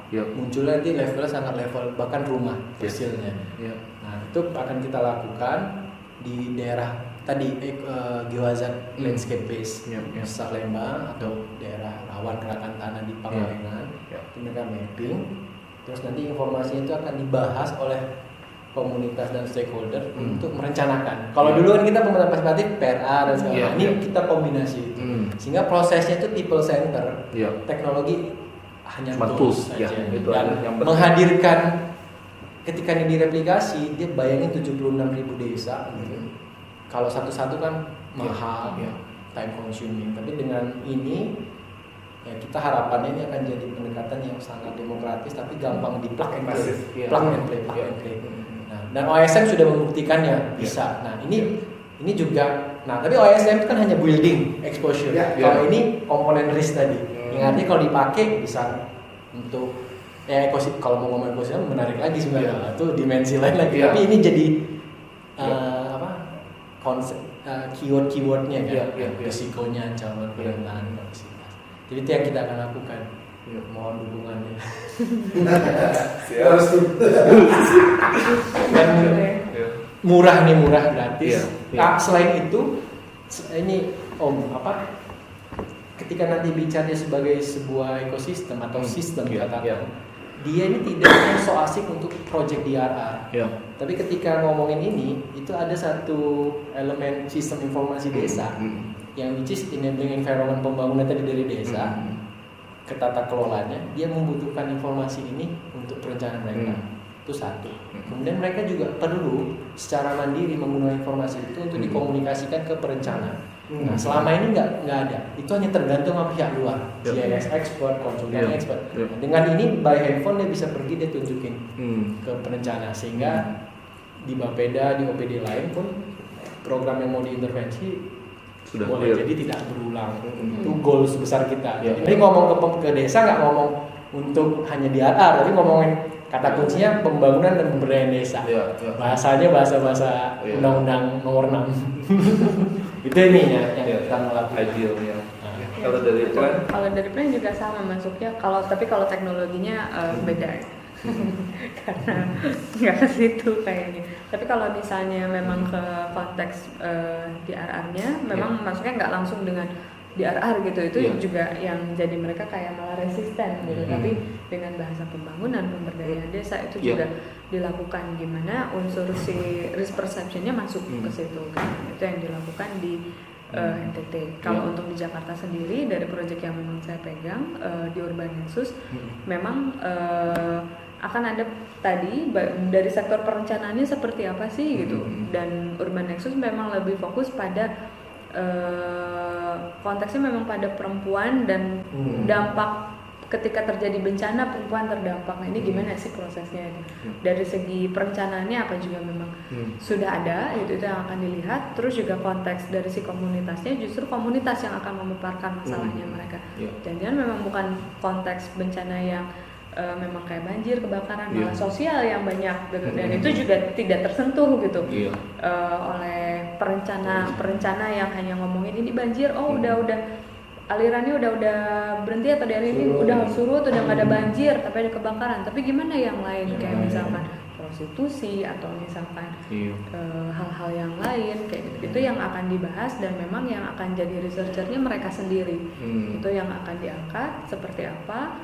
Terus juga penggunaan teknologinya ada di konteks Jakarta, namanya Sibaja, Siaga Bencana Jakarta. Tapi memang hanya untuk konteks awalnya hanya untuk pemetaan titik-titik banjir dan kebakaran. Tapi berdasarkan data yang diberikan oleh BPBD dan Damkar, terus sama masyarakat. Dikonfirmasi. Oh ya di sini kejadian. Terus pemetaan lokasi mana yang aman. Kalau untuk banjir pasti kan maksudnya lebih mudah, daerah yang lebih tinggi. Nah yang kebakaran yang memang sulit, jadi tidak ditentukan titik aman, tapi akses yang aman berdasarkan kejadian yang sudah terjadi. Jadi kalau misalnya daerah sini nih, dan kita kasih informasinya bahwa karena kebakaran belum tentu, misalnya kita udah petain di sini ternyata di sebelah sana gitu. Justru yang diakses itu jalan-jalan besar yang bisa dijadikan misalnya tempat evakuasi sementara, itu yang diberikan informasi pada warga kota. Dan yang masih belum berhasil itu pemetaan hidrannya, karena itu juga ternyata itu juga ditanyakan oleh Damkar, karena kita tanyakan titik-titik hidrannya ada di mana, mereka nggak punya datanya. Makanya wah lucu sekali.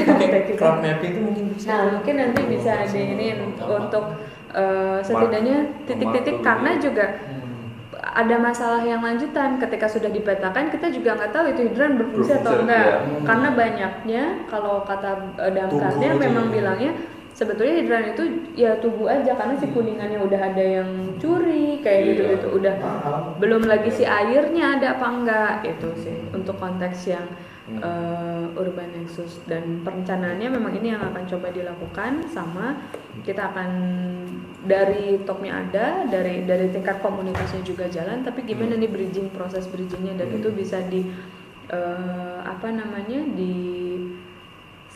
ke kelurahan yang lain untuk konteks Jakarta. Gitu. So terima kasih teman-teman sudah hadir meluangkan waktu dari jam 9 sampai jam 11 ini kurang, dan thank you. Dan saya akan menggunakan beberapa bagian ini untuk research saya berkaitan dengan multi hazard early warning system. Next planku itu melakukan observasi daily lives untuk para monitoring, orang-orang personal yang monitoring baik di BNPB, BMKG sampai ke Pusdalops di daerah yang di Bali sama di Lombok seperti apa. Pengen melihat daily life-nya seperti apa, dan bagaimana picketingnya, bagaimana struggle menjadi daily operator kayak gimana.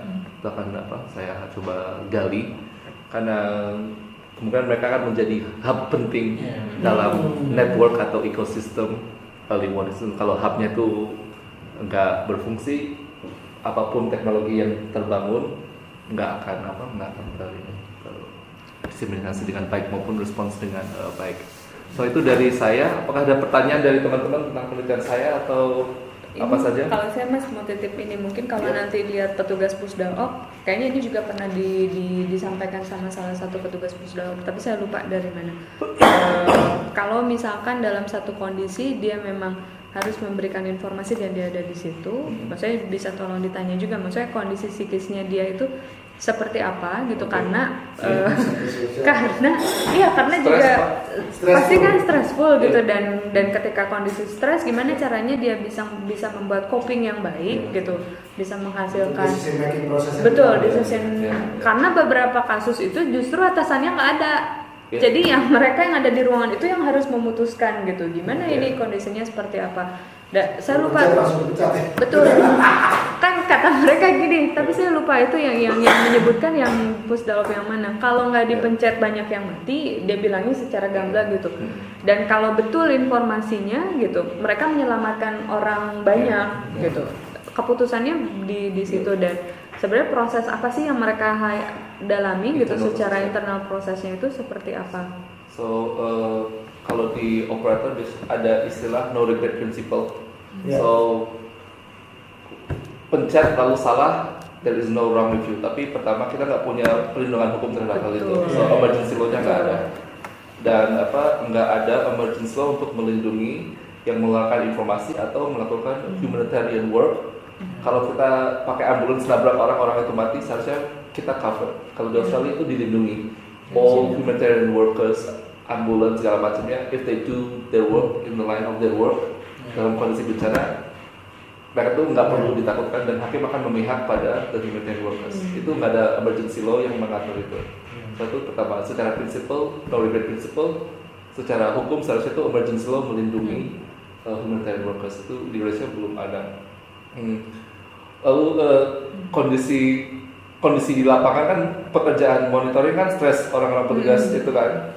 Nah, kalau aku berapa kali melakukan mini observation untuk kayak immersion untuk penelitian, kan kita harus kenal dulu sama pusdalopsnya sebelum tanggal sekian aku mau penelitian, mau nulis itu. Karena aku untuk immersionnya aku lakukan waktu aku kerja di JK di BPD Manado sama di Lombok, di Sulut ya. Habis itu berapa hari aku di Pusdalops di Bali. Dan menariknya kalau orang-orang Pusdalops pikirnya kan boring kan, cuma di depan monitoring. Tapi kalau kita amati their daily lives, pertama nonton sinetron atau TVRI atau apa di atas kan, yang jaga piket main game di komputernya. Kalau sore mereka itu keluarin gitar, nyanyi-nyanyi gitu. So banyak hal yang dilakukan karena mereka itu stressful, dan itu shift 24 jam. Drivernya pasti tiduran di siang hari.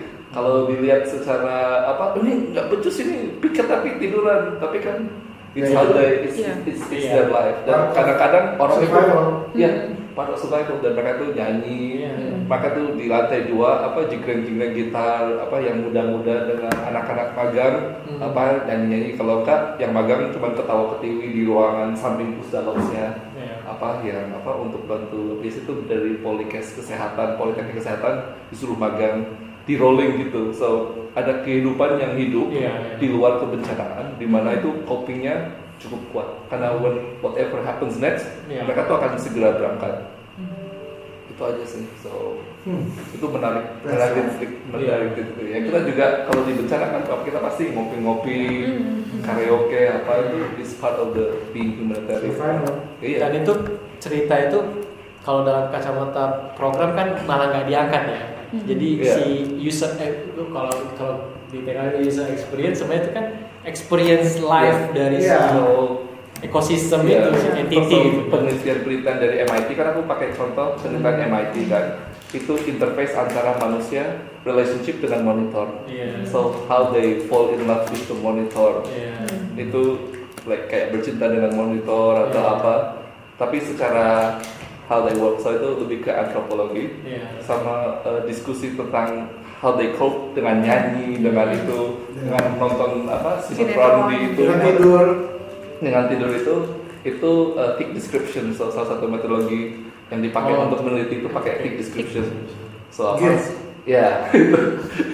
so yang hal-hal yang orang merasa itu nggak penting untuk bidang kebencanaan, padahal mungkin intinya bikin social cohesion atau network yang kuat itu dari situ. Berapa banyak kita ngopi bareng, itu mungkin strengthen our resilience untuk menghadapi bencana 9 skala Richter. Kalau Bandung kayak gitu sih. Itu itu sih yang buat dan itu core-nya people centered itu. Dan itu yang paling nyata waktu tak kemon.